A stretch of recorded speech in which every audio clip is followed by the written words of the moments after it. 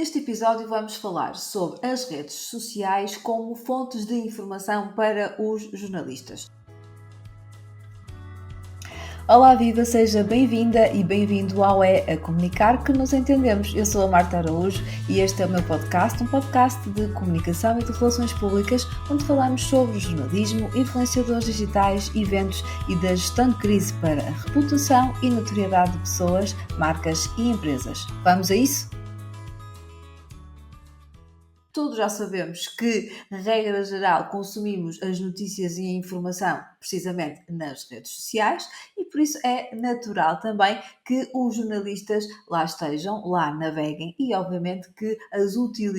utilizem os conteúdos das redes sociais para fazerem notícias. Isto é muito comum e é muito normal, por exemplo, em vermos notícias sobre figuras públicas, sobre até o desporto e também sobre política, por exemplo,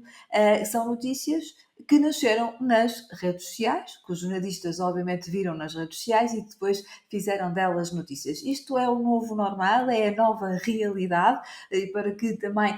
vocês percebam aí, as redes sociais entraram nas rondas das redações, ou seja, os jornalistas e os editores, tendo em conta as áreas nas quais trabalham e fazem as suas notícias, vão obviamente estando atentos àquilo que determinadas pessoas, determinadas entidades e determinadas marcas colocam nas suas redes sociais para, lá está, fazerem disso notícia. Quando isto acontece, as notícias surgem sem que os jornalistas e os editores tenham que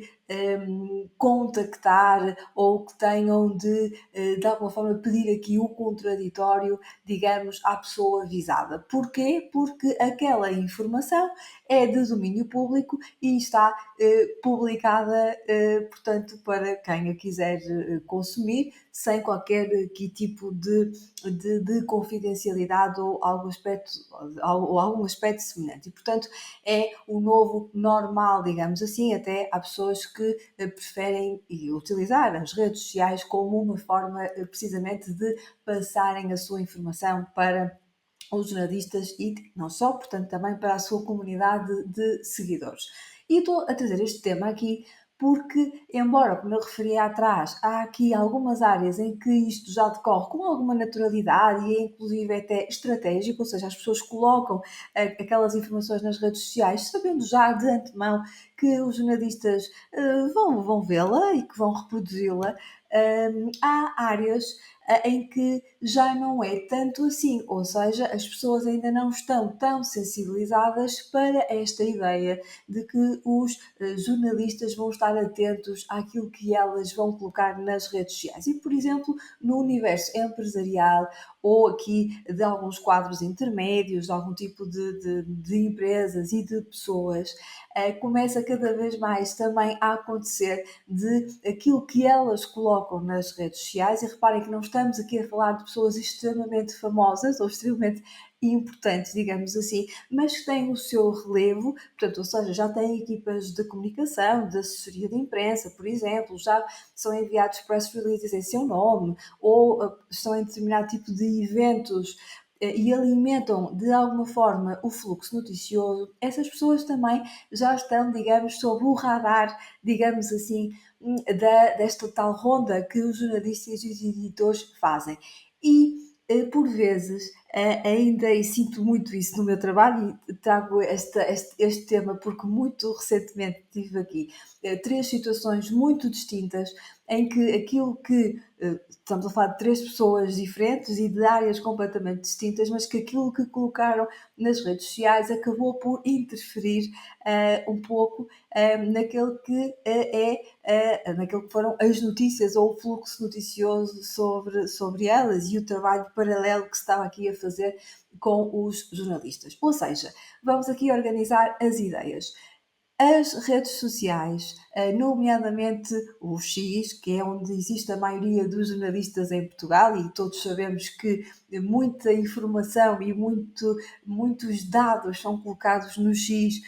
muitos rumores, digamos assim, que passado 2 ou 3 dias vemos como notícia, e é de facto a rede social onde estão mais jornalistas, portanto o X seguido do LinkedIn também, e obviamente o Instagram e o TikTok e outras, mas o X e o LinkedIn são de facto aqui as redes sociais onde existe o maior número de jornalistas, e não só das áreas dos famosos e do futebol, mas também da economia e de outros setores, e que, portanto, estão atentos àquilo que as pessoas estão a colocar e os conteúdos que estão a produzir. E o que é que eu gostaria de sublinhar então? De percebermos que, independentemente do nosso grau de notoriedade, mas se já temos aqui algum contacto com a comunicação social, devemos efetivamente ter essa noção de que podemos entrar neste radar, passo a expressão, dos jornalistas, e que os conteúdos que nós colocamos interferem aqui depois nas notícias que saem sobre a pessoa ou sobre a empresa. E aqui podem acontecer algumas questões, por exemplo, e disse-vos há pouco que tive aqui 3 casos muito distintos, e a verdade é que há situações em que aquilo que as pessoas colocam acaba por ser um travão a fundo, passo a expressão, depois na saída de notícias, ou seja, aquilo que é colocado de alguma forma coloca em risco aquela que é a percepção estratégica que o jornalista está a ter de determinada pessoa ou de determinada marca. E então aqui acontece o contrário, que é em vez de saírem as notícias ou os artigos de opinião ou as entrevistas, por exemplo, acontece exatamente o contrário, ou seja, aquele conteúdo vai ali suscitar algumas dúvidas, vamos expor ali ao nível da credibilidade, por exemplo, ou da clareza da mensagem, e portanto vai nos obrigar a que haja aqui quase um realinhar da estratégia de comunicação com os jornalistas, e isto por causa de conteúdos que foram publicados, ou temos a situação completamente inversa, que é uma mera e simples atualização do estado, por exemplo, do LinkedIn, numa determinada função ou num determinado novo cargo que nós tínhamos, de repente aquela atualização ser notícia ou ser interpretada de uma forma pública, com repercussões públicas muito maiores do que aquela que eventualmente a pessoa que colocou estaria a contar, e que a equipa aqui de Relações Públicas e de Assessoria de Imprensa também não conseguiu prever ou não tinha esse conhecimento. Portanto, temos aqui realmente situações muito distintas, e é como eu digo, por vezes podemos ser, ou as pessoas podem ser notícia sem querer e sem saber que aquele conteúdo vai gerar então essa notícia, mas também pode acontecer o contrário, ou seja, aquilo que está aqui a ser publicado pode não ajudar à construção da tal credibilidade e da mensagem que se quer passar. Portanto,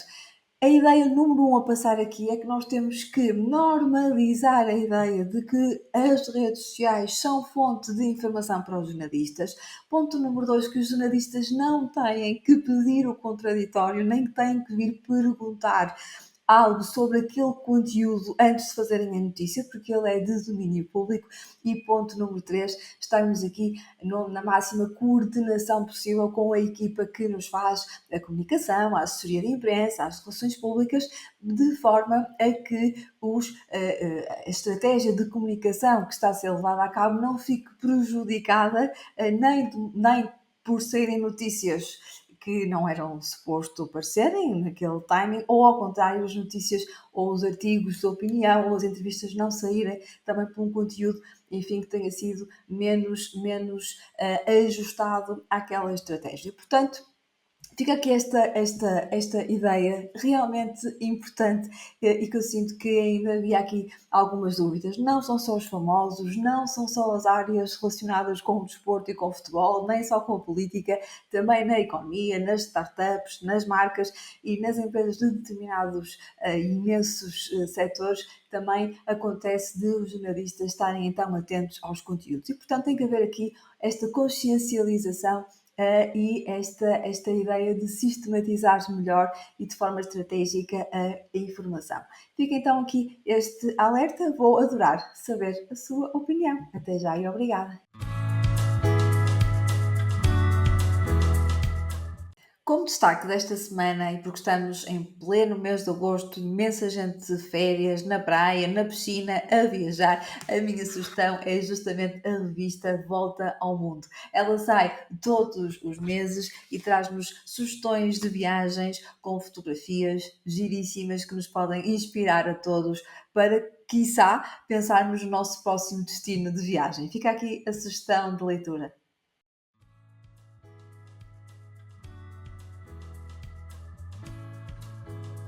Muito obrigada por me ter feito companhia e porque a comunicar que nos entendemos. Fico a aguardar o seu feedback sobre este episódio. Vou adorar receber a sua opinião. Até para a semana!